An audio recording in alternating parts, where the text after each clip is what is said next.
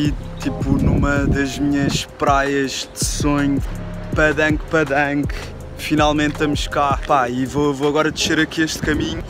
Já surfámos hoje de manhã em Binguin, apanhámos umas ondinhas e agora, pá, agora vou aqui descobrir Padang. O meu craft foi a casa. O gajo cortou-se na cara hoje de manhã a surfar, bateu com a cara no coral. Foi a casa fazer um curativo e eu, como bom amigo que sou, pá, deixei-o ir para casa sozinho e vim explorar. Não, mas ele está tranquilo, foram só uns cortezinhos. E agora vamos descer aqui o caminho para Padang.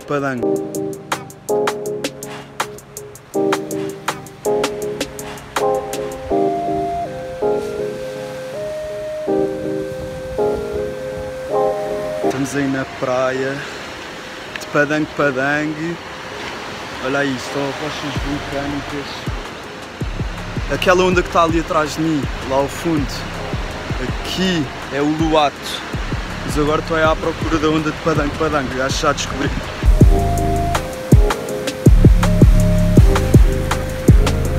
Está a encher do caralho, está a encher bué a maré.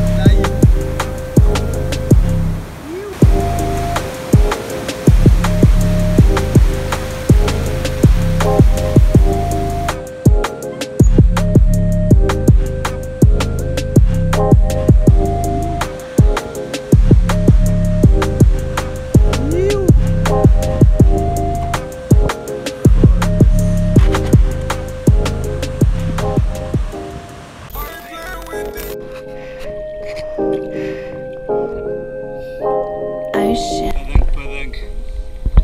Não era pequeno, mas olha o que há.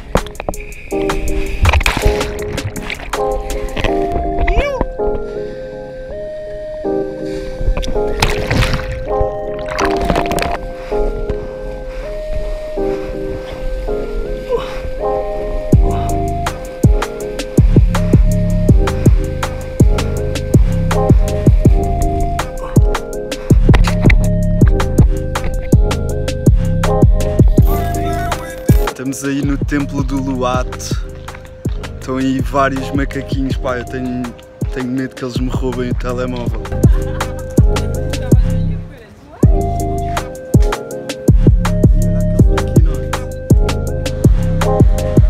Olha este piquinote aqui a comer. Como é que estás, piquinote? Estás habituado aos humanos, não é?